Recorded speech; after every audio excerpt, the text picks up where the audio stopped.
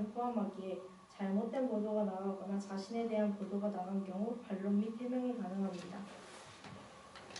학번측에 질문하겠습니다. 역사 수호에 관한 법률이 보호하고자 하는 공익에 비추어 볼 때 역사 수호에 관한 법률은 필연적으로 사전 예방적인 성격을 가지므로 국가 안보 등에 대한 위협이 명백하다면 사전 예방적 측면에서 그 행위의 위험성을 인정하는 것이 국가보안법의 입법 목적에 부합하다고 말씀하셨습니다. 그렇다면 청구인의 역사 왜곡 행위가 국가 안보에 끼칠 명백한 위협은 무엇일지 자세히 설명해 주십시오. 답변하겠습니다. 저자인 황대복 교수는 과거 군사정권의 명백한 노동자 착취를 공적으로 칭하며 군부정권의 노동청을 통한 피해 사실을 왜곡하였습니다. 이 행위는 보수 언론의 주필 등 영향력 있는 인물로서의 발언으로는 적절치 않다고 판단됩니다. 우리나라는 정치의 양극화가 심한 나라입니다. 이로 인한 진보와 보수주의의 갈등, 서로에 대한 공격적인 비판이 서슴없이 자행되는 나라에서 황대복 교수의 해당 발언은 보수주의를 지지하는 사람에게 당시 피해자에 대한 공격을 허용해 사회적 갈등을 유발시키고 질서를 어지럽히는 것과 같은 영향을 끼친다고 말할 수 있습니다. 또한 이러한 분위기를 조성함으로써 국민들로 하여금 국가에 의해 명백한 피해를 받은 상황에서도 그것은 성장을 위한 발판이었으며 그러한 국가의 행위가 자랑스러운 행위로 인정되어야 한다고 주장해 결과적으로 국민들은 이러한 피해가 생겼을 때 국가로부터 보상받지 못할 수도 있다는 그런 공포감을 가지게 될 수 있습니다. 이것은 결국 국민들 사이에 국가에 대한 불신의 마음을 키울 수 있으며 이 또한 사회 질서의 혼란으로 이어질 수 있습니다. 제가 제시한 이 사안들이 국가 안보에 끼칠 명백한 위협이라고 말할 수 있습니다. 따라서 국가적 사회 질서를 수호하기 위해 왜곡의 위험성을 인정하고 역사 수호에 관한 법률로서 사전 예방하는 것이 바람직하다고 생각합니다. 다음으로 위원 측 청구인 나와서 발언해 주십시오.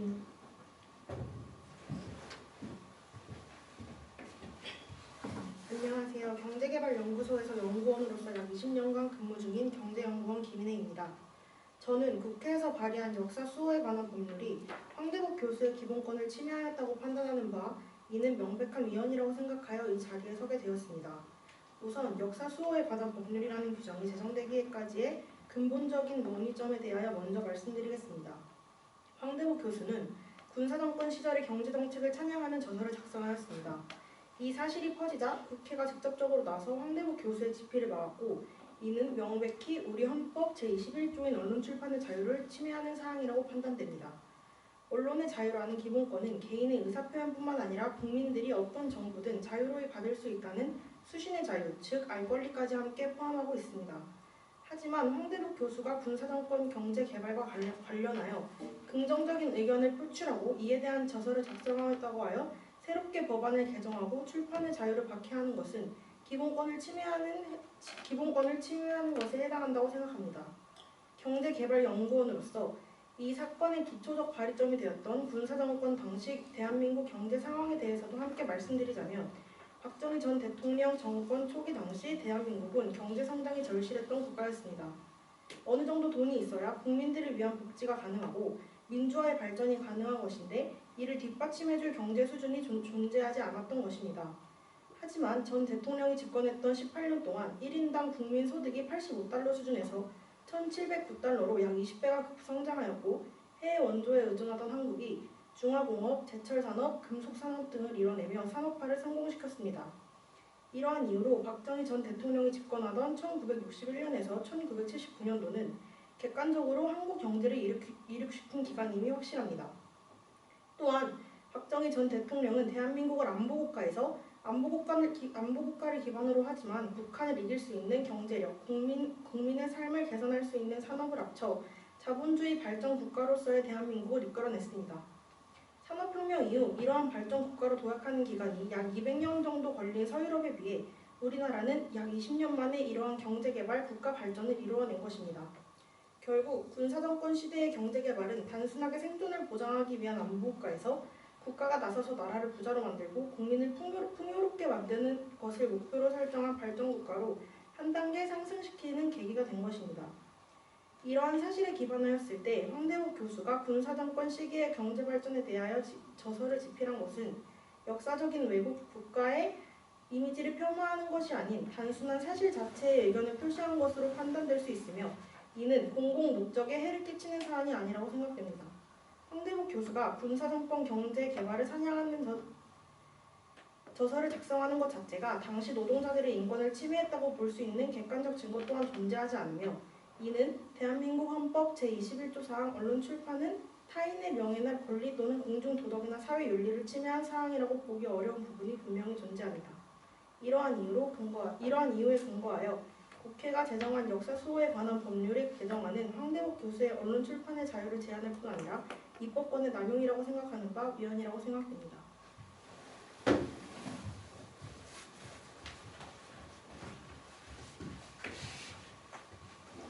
안녕하세요. 저는 황대복의 저서 집필에 도움을 준 동료 교수 김소영입니다.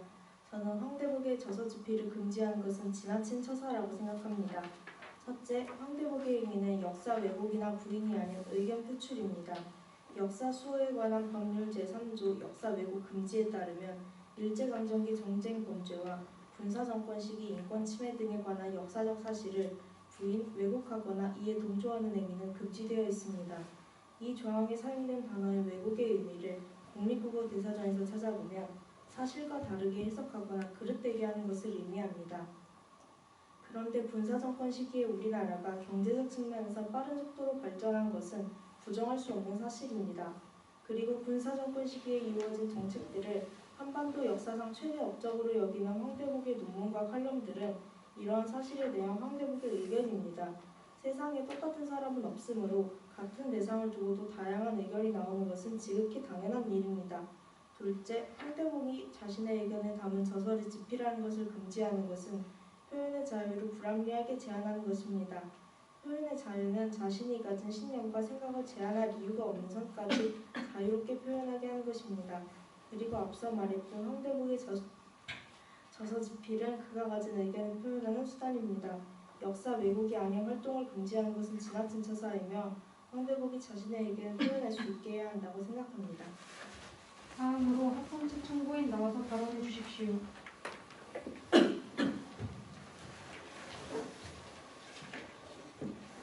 안녕하십니까. 저는 현재 서울여자대학교 사학과에서 재직 중인 장다솜 교수입니다. 제가 그동안 연구해온 내용이 오늘 헌법재판에서 역사 수호에 관한 법률이 합헌이라는 주장을 뒷받침할 수 있다고 생각하여 이 자리에 나오게 되었습니다. 먼저 역사적 사실에 대한 왜곡과 부인에 대한 처벌이 법률로 제정돼야 할 만큼 중요한 이유에 대해 설명드리겠습니다.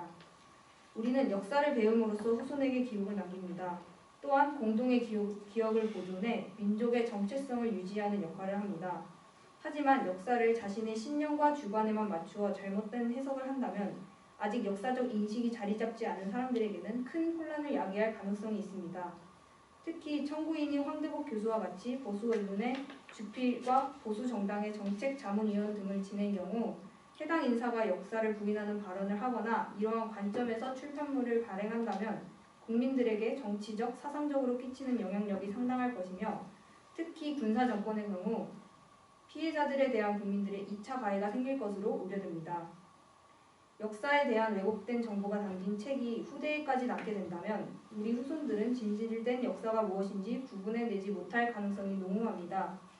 따라서 역사 왜곡이 현 시대 국민들과 후대에 끼칠 수 있는 영향력을 고려해 역사 왜곡에 대한 금지를 법률로서 정할 필요성이 있다고 생각하는 바입니다. 청구인인 황대복 교수는 과거 군사정권이 노동자들을 착취했다는 사실은 명백한 거짓이라는 입장을 담은 출판물을 발행하려 했고 이것을 저지하는 해당 법률이 자신의 기본권을 침해한다며 헌법 소환 심판을 청구하였습니다. 물론 출판물 발행에 관하여서는 헌법 제21조 언론 출판의 자유에 의해 보호되는 기본권입니다. 하지만 21조 사항에 제시된 내용과 같이 언론 출판은 타인의 명예나 권리 또는 공중도덕이나 사회윤리를 침해해서는 아니 된다는 내재적 한계의 내용이 포함되어 있습니다. 청구인의 발행물의 경우 타인의 명예나 권리, 사회윤리를 침해할 것으로 우려됩니다. 예시로 1980년대 전두환 대통령 산하 신군부 정권은 노동청을 통하여 당시 노동조합에게 노동조합 결성 금지, 조합위원장 사퇴 명령, 단체 활동 유보 등의 내용을 담은 공문을 발송하였습니다. 해당 내용은 엄연히 국민의 정치적 자유와 권리를 제한하려는 정화 조치의 연장선에서 이루어진 것으로 국민의 기본권을 제한하였다고 말할 수 있습니다. 또한 이 명령으로 인하여 수많은 노동자들이 일명 블랙리스트에 올랐으며 직장에서 해고되고 재취업이 힘들어 생계에 허덕이는 삶을 살았습니다. 또한 모두가 잘 알고 있는 사례로는 고 전태일 열사 분신 사건이 있습니다. 노동자의 권리를 위해 힘썼지만 국민의 청구에 무시로 일관한 당시 정부는 당시 노동자들의 열악한 상황을 묵인하고 암묵적으로 협조했다고 생각됩니다. 청구인의 군사정권에 착취가 없었다는 발언은 이 사례들과 더불어 보았을 때 당시 피해자에 대한 2차 가해로 이루어질 수 있으며 역사적 사실을 왜곡했다는 점에서 민족의 정체성을 무너뜨릴 우려가 있어 기본권의 제한을 받기에 마땅하다 생각하는 바입니다. 저는 사학과 교수로서 과거에 있었던 노동자에 관련한 역사 왜곡을 인정하게 된다면 앞으로 노동자 권리의 발전은 더디게 진행될 것이라 예상합니다. 역사는 과거에만 머무르는 것이 아닌 앞으로의 발전에 큰 영향을 끼치므로 역사에 대한 부인과 왜곡에 대한 엄격한 기준과 처벌이 필요하다 생각합니다. 재판부의 현명하신 결정을 고대하는 바이며 이상 발언 마치겠습니다.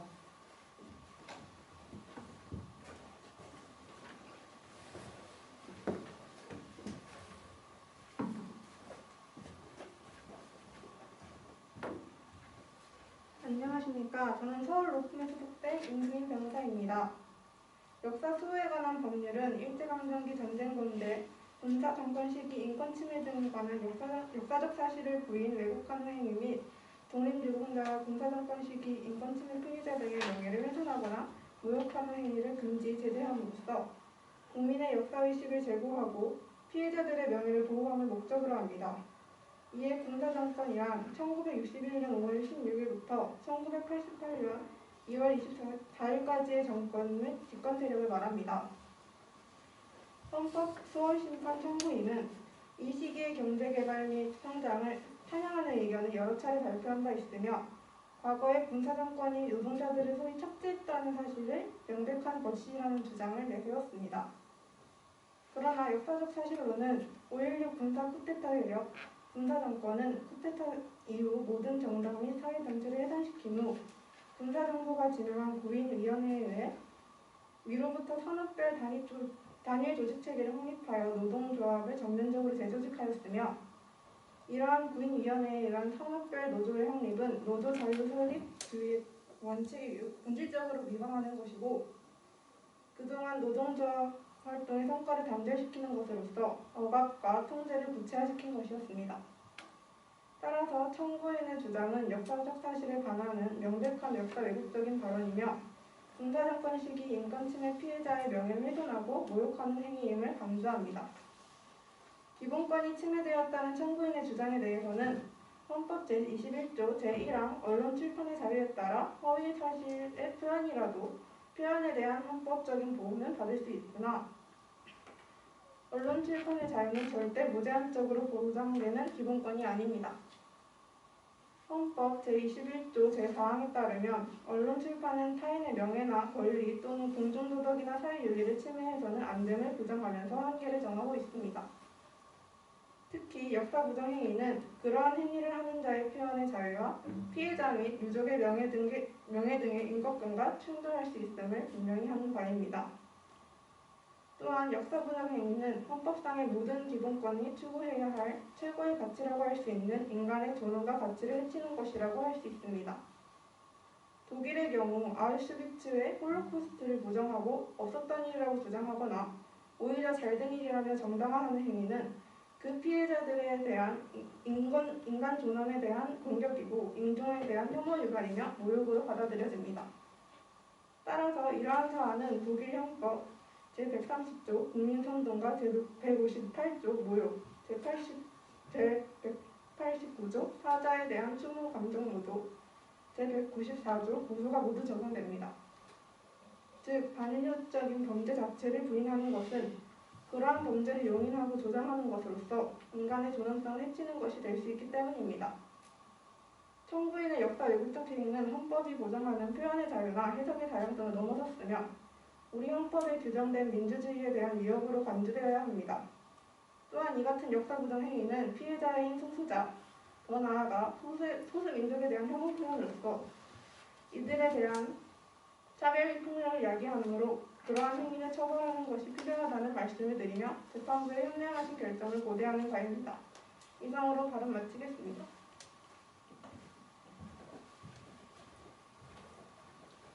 위원 측 최종 변론 시간 드리겠습니다. 역사 수호에 관한 법률은 개인의 기본권을 침해하고 비례의 원칙에 합치하지 않기 때문에 헌법에 위배됩니다. 첫 번째 근거인 기본권 측면에서 바라보면 헌법 제21조 1항 모든 국민은 언론 출판의 자유와 집회 결사의 자유를 가진다에서 도출된 언론 출판의 자유에 위배됩니다. 해당 법률은 헌법에서 규정하는 개인의 의사표현의 자유를 침해하며 출판에 대한 허가 권한을 역사수호위원회에 부여하고 있다고 판단되어 헌법 제21조 2항에 위배됩니다. 다음으로 역사수호에 관한 법률은 행위 자체를 금지함에 따라 황대복 교수의 사생활의 자유와 사상 및 양심, 학문의 자유를 침해합니다. 또한 개인의 사적 재산을 제한함에 따른 보상을 지급하지 않을 뿐만 아니라 국회에 의해 쉽게 범위가 변경될 수 있는 대통령령으로 범위를 정함으로써 과도한 범위로 행위를 금지하고 있습니다. 두 번째 근거로 헌법 제37조 제2항에서 도출되는 비례의 원칙에 위반됩니다. 헌법의 기본 원리인 법치국가의 원리 중 포괄 위임입법 금지 원칙을 위반함으로 인해 황대복 교수의 표현의 자유가 보장되지 않으며 명확성의 원칙에도 위반되어 방법의 적절성과 침해의 최소성 요건을 모두 충족시키지 못합니다. 표현의 자유가 보장되지 않아 개인이 스스로 표현 행위를 억제하도록 한다는 점에서 공익에 비해 가벼운 사익의 제한이라고 보기 어렵기에 법익의 균형성 요건도 충족시키지 못합니다. 그러므로 비례의 원칙 세 가지 요건을 모두 충족하지 못하기에 헌법에 위배됩니다. 따라서 역사수호에 관한 법률과 그 시행령은 헌법에서 보장하는 집회 결사의 자유와 언론 출판의 자유, 사생활의 비밀과 자유, 재산권, 그리고 사상의 자유 및 양심의 자유와 학문의 자유를 침해하고 비례의 원칙에 위반됨을 다시 한번 말씀드리며 존경하는 재판관님 두 분께서 현명한 판결을 내리시리라 믿으며 최종 변론을 마치겠습니다. 감사합니다. 합헌 측 최종 변론 시간 드리겠습니다. 문제에서 제기된 역사 수호에 관한 법률은 합헌입니다. 판시사항을 통해 주장하는 근거는 크게 두 가지입니다. 입법 목적의 측면에서 바라볼 때 제정 목적은 법률에서 제정한 시기에 인권이 침해되었던 피해자의 명예를 보호하고 국민의 역사의식을 제고하기 위함입니다. 황대복의 저서에선 1960년대부터 1980년대까지 군사정권의 개발 정책이 없었더라면 노동자들은 극빈층으로 살아갈 수밖에 없었고 따라서 역사적인 경제개발 정책을 통해 이들을 중산층으로 끌어올렸다며 군사정권의 공적을 중립적이고 비판적인 시각으로 바라보지 않고 오로지 찬양하고만 있습니다. 이는 역사수호에 관한 법률 제2조 2항 4항에 명시된 군사정권에 의해 헌법에 보장된 기본권을 침해받은 자들이 존재한 역사적 사실을 왜곡한 행위로 군사정권의 인권침해 행위를 부인 왜곡하는 행위라 판단하여 제3조 역사왜곡 행위의 금지에 위배됩니다. 이처럼 황대복의 행위는 명백하게 역사왜곡 행위로 법률의 입법 목적에 바라볼 때 어긋나기 때문에 이를 제재하는 행위는 합법적인 행위라 할 수 있습니다. 또한 황대복의 저서와 같은 행위들이 가져올 파급 효과를 고려한다면 법률의 필요성이 인정되어 합헌이라고 할 수 있습니다. 비례의 법칙 측면에서 바라볼 때 역사수호의 법률 및 시행령에 따른 황대복의 저서의 출판을 금지한다는 수단은 피해를 최소한으로 주기에 적합하다고 할 수 있습니다. 또한 앞서 말했던 것처럼 해당 법령이 역사에 대한 왜곡 및 부인 행위를 저지했을 때 가져올 공익이 개인의 사익보다 결코 작지 않다고 판단하였고 이는 헌법 제37조 2항과 같이 공공복리나 사회적 윤리라는 정당한 목적에 따라 제한됨이 맞다고 생각합니다. 따라서 이러한 이유에 따라 황대복의 저서 출판을 제한하는 해당 법령은 합헌입니다. 역사는 우리의 발자취이자 미래라고도 할 수 있습니다. 국민들에게 올바른 역사의식을 제고하고 피해자들의 명예를 훼손시키지 않기 위한 역사 수호에 관한 법률 및 시행령이 타인의 기본권을 침해하였다는 주장이 제기되었습니다. 그러나 이는 법률에 명시되었듯이 공익을 생각하고 법률의 입법 목적을 생각한다면 기본권을 제한하는 것은 불가피하다고 판단됩니다.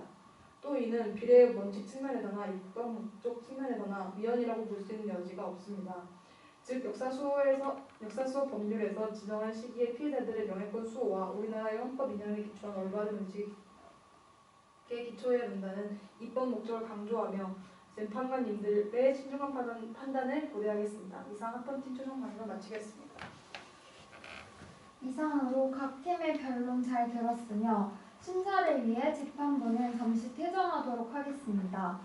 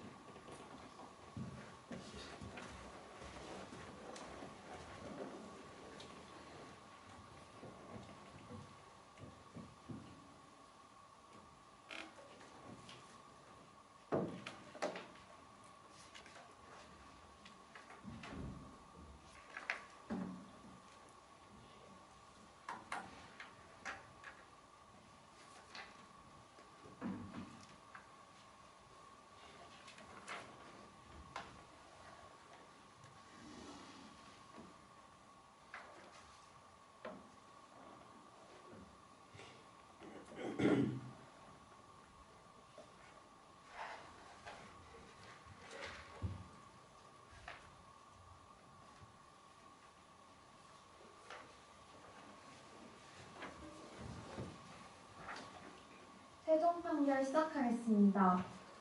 본사건 심판 대상 역사 수호에 관한 법률에 대한 청구인 측 헌법소원 심판 제청에 관하여 청구인 측에서 주장하는 기본권의 침해 여부를 비례의 원칙에 따라 판단한다. 역사 수호에 관한 법률은 국가의 목적을 위한 필요성에 비례하며 헌법상 기본권을 제한하는 정당한 목적을 가지고 있다고 볼 수 있다. 또한 법률은 군사정권 시기에 역사적 사실을 부정하거나 왜곡하는 행위를 금지하고 있다. 역사 수호에 관한 법률은 역사적 사실의 부인이나 왜곡을 금지하는 적절한 수단으로 여겨지며 이는 국가의 목적을 위한 필요성에 부합한다. 역사 수호에 관한 법률이 국가의 목적을 위한 필요성에 비례하다고 볼 수 있기에 이를 기반으로 본 본사건 심판 대상 조항은 국가의 안전과 공공복리를 위한 제한이라는 목적을 가지고 있기 때문에 목적의 정당성에 부합하다. 청구인 형대복의 주장에 따르면 군사정권 시기의 경제개발 및 성장은 노동자들의 중산층화에 기여한 긍정적인 역할을 했다는 입장이다. 그러나 이는 학문적 논쟁의 여지가 있고 군사정권 시기 인권 침해 피해자들이 분명히 있음에도 이를 부정하고 자신의 생각만을 담은 저서집필은 이들의 명예를 훼손하고 무시하는 행위라고 볼 수 있다.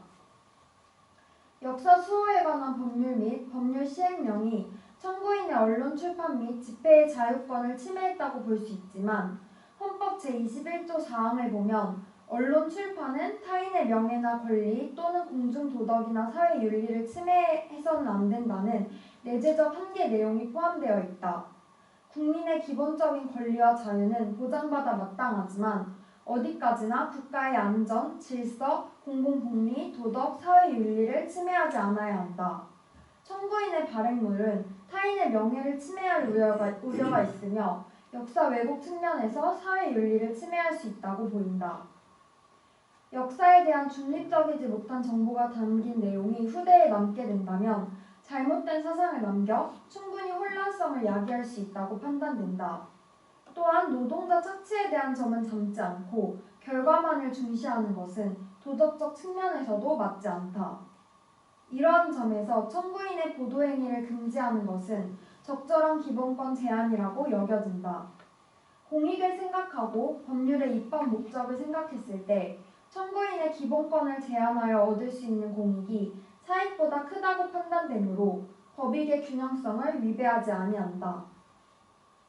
또한 수단의 적절성 측면에서 보았을 때도 역사 수호에 관한 법률은 군사정권 시기에 역사적 사실을 보호하고 규제함으로써 국가의 목적을 달성하기 위한 필요하고 적절한 수단이라고 판단된다.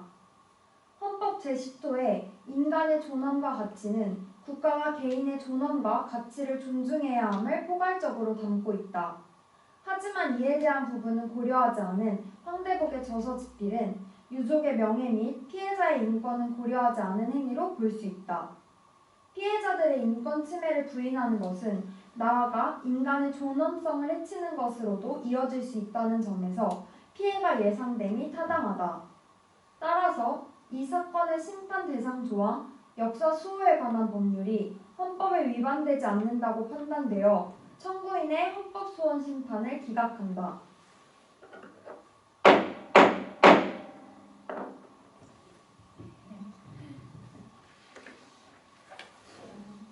다음으로 재판에 대한 교수님의 총평을 잠시 들어보도록 하겠습니다. 네, 수고 많이 하셨습니다. 제가 들으면서 느낀 소감을 좀 말씀을 드리면 일단 전반적인 총체적인 측면에 있어서는 관련되어지는 헌법상 쟁점들을 다 다루긴 다뤘다 이렇게 얘기할 수 있을 것 같아요. 네. 이 사례의 경우에는 이 법률이 기본권 침해를 정말로 했는지 안 했는지 다뤄야 되고 또 이 법률의 내용이 헌법에서 얘기하는 위임입법의 한계를 벗어나는지 벗어나지 않는지 이런 것들이 다뤄져야 되는데 그런 것들에 대한 언급들을 다 해줬어요. 네, 그래서 쟁점 사항을 다 다뤘다. 그게 이제 긍정적인 평가고요. 그럼에도 불구하고 문제점이 없을 수는 없겠죠. 제가 들으면서 문제점 몇 가지 느꼈어요. 그 쟁점들을 다 다루긴 했는데 사실 실제 재판에서도 그 쟁점들을 다 다루면서 어느 한 가지라도 걸리면 승소하는 거죠.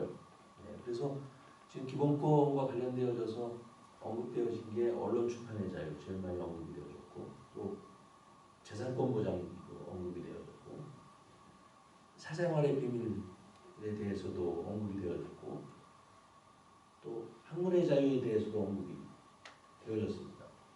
이렇게 다양한 기본권을 헌법소원을 제기한 헌법소원 청구인의 입장에서는 다양한 기본권을 이렇게 다 제기할 수 있지만 우리가 헌법 법리적으로 봤을 때에는 이 다양한 기본권들을 다루는 방식이 한 사람이 여러 개의 기본권을 주장할 때는 그 기본권 경쟁관계라고 그러잖아요. 그래서 경쟁관계의 관점에서 봤을 때는 이 사건에서 핵심이 되어지고 쟁점의 본질과 가장 적합한 기본권이 어떤 것인지를 한번 축약을 해서 그 진지하게 이 사건에 가장 관련성이 많은 기본권을 좀 집중적으로 다루는 그런 측면이 필요한데 이거 하나하나의 기본권을 다 하나하나 열거해 가면서 깊이 있게 다루지는 못했다 하는 측면이 있습니다. 이 사건과 관련돼서 제가 생각하기에 가장 그래도 관련성이 높아서 집중적으로 다뤘으면 했던 기본권은 두 개거든요. 뭐 어느 하나로 추격될 수도 있지만 두 개는 깊이 있게 좀 다뤘으면 좋겠다. 그 하나는 다뤄졌어요. 언론 출판의 자유. 이 언론 출판의 자유와 관련해서 이 법률이 정말 언론 출판의 자유, 특히 표현의 자유를 정말로 침해했는지 침해하지 않았는지, 또 이게 사전 검열에 해당될 수 있는지 없는지, 또 그럼에도 불구하고 언론 출판의 자유는 타인의 기본권을 침해해서는 안 되니까 그런 내용들에 대해서는 굉장히 집중적으로 많이 다루었는데 또 하나의 기본권은 깊이 있게 다루지 않아서 그게 좀 아쉽다. 그래서 저는 개인적으로 또 하나의 기본권이 학문의 자유였어요. 근데 학문의 자유는 가장 좀 소홀히 다룬 것 같아요. 제가 지난번에 여러분들 질의응답 하는 데서도 최근에 대법원 판례가 나왔습니다. 이 얘기도 얘기했는데 그 대법원 판례에서는 학문의 자유를 많이 언급을 했을 텐데 이 학문의 자유의 측면에서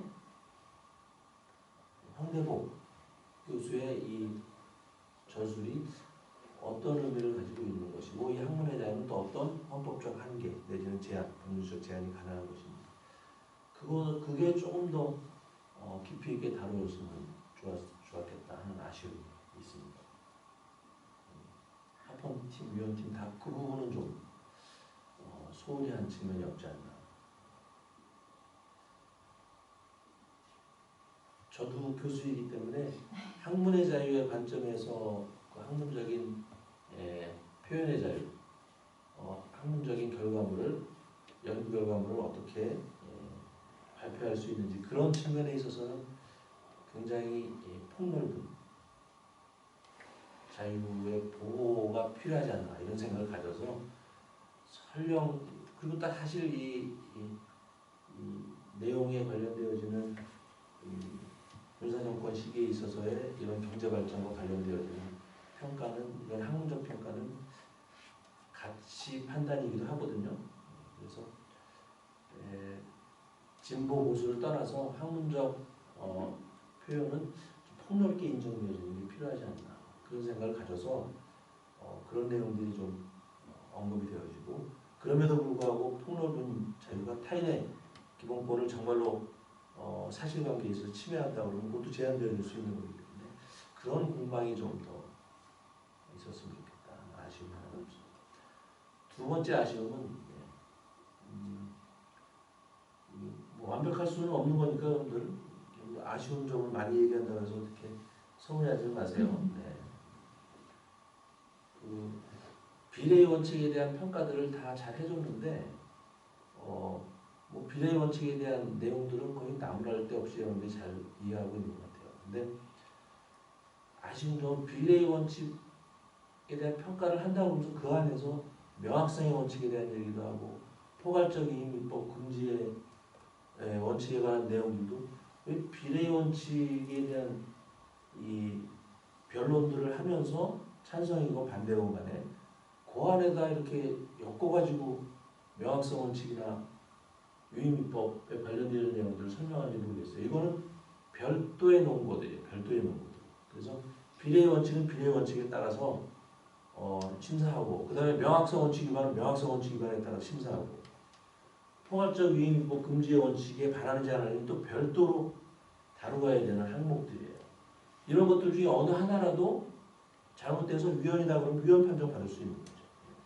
그래서 지금 얘기한 이 비례의 원칙이나 명확성 원칙이나 포괄적 유의민법 금지의 원칙 등은 전부 이렇게 어떤 법률에 대해서 그게 헌법상 보장된 개인의 기본권을 침해했는지 침해하지 않았는지 즉 합헌인지 위헌인지 뭐 이런 것들을 다룰 때 심사하는 별개의 기준들이다. 근데 이거를 비례의 원칙 안에 넣어서 같이 이렇게 변론을 하고 그 합헌성 위헌성 여부를 주장을 하는 것은 그래서 헌법적으로 봤을 때는 잘못됩니다. 별개의 논거예요. 별개의 기준이다. 따로 언급을 해줘야 되는데요. 그래서 사실은 법률에 대한 위헌 여부를 다룰 때에는 실질적으로 다룰 때에는 비례의 원칙, 명확성의 원칙 등등이 다 같이 언급이 되어지는 거예요, 사실. 근데 관련성이 없으면 그 중에 뭐 하나가 빠질 수는 있겠지만 필요하다 그러면 별도로 언급해줘야 되는데 합헌팀, 위헌팀 다 그냥 부정문칙, 비례의 원칙 안에 넣어가지고 막 논거들을 하는 것 같아요. 그래서 그거는 좀 잘못됐다는 것이죠.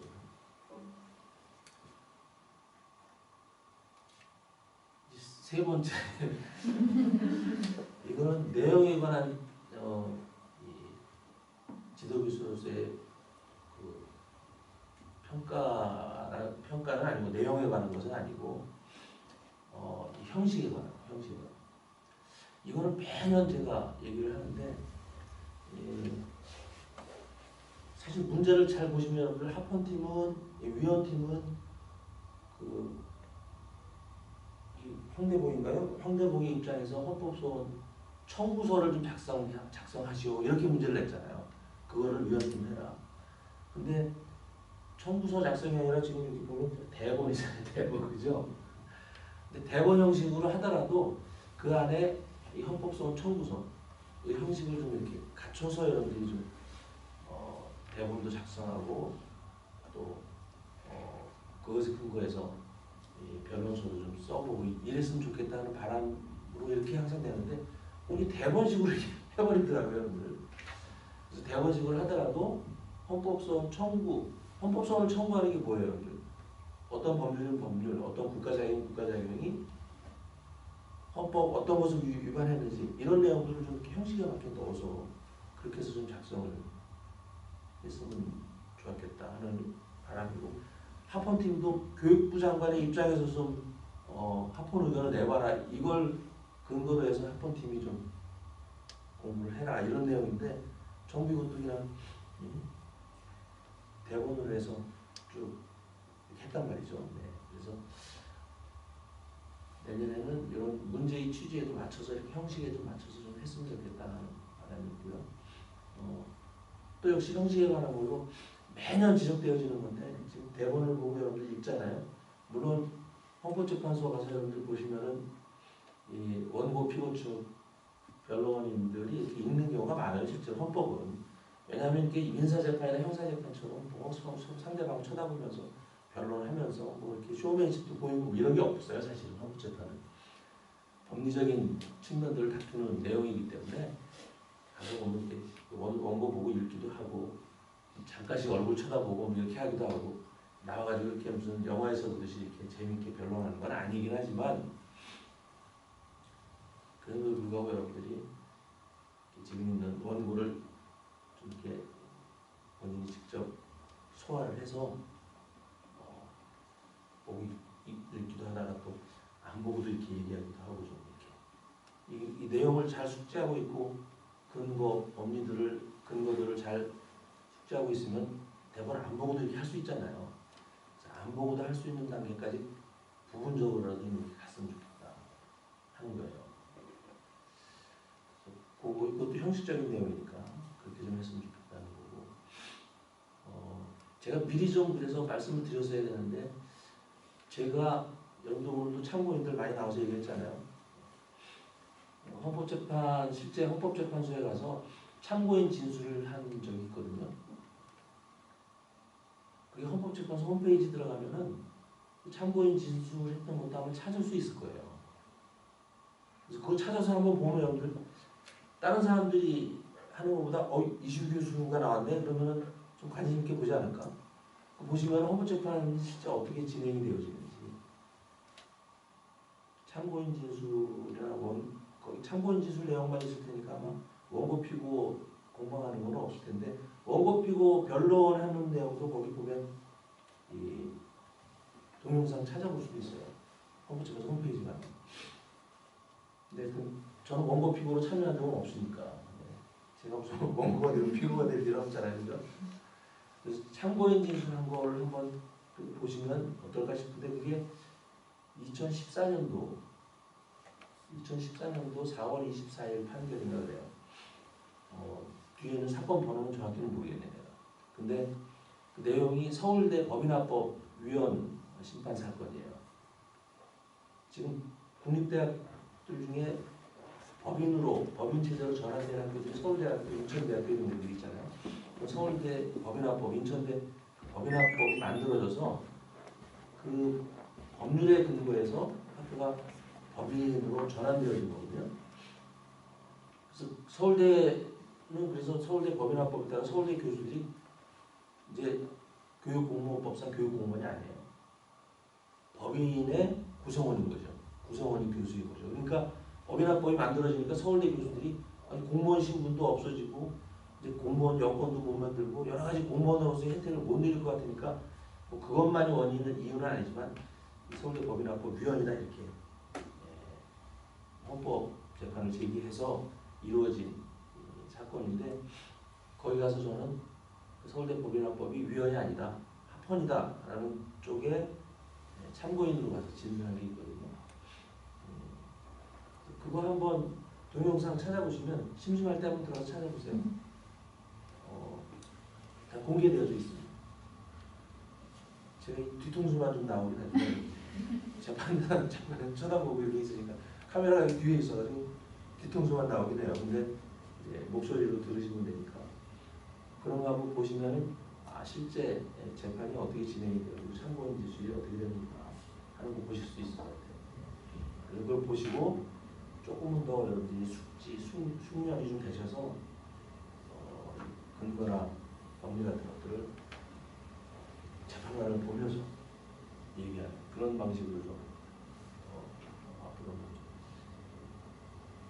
했으면 좋겠다는 바람이 있습니다. 이 정도 말씀드리겠습니다.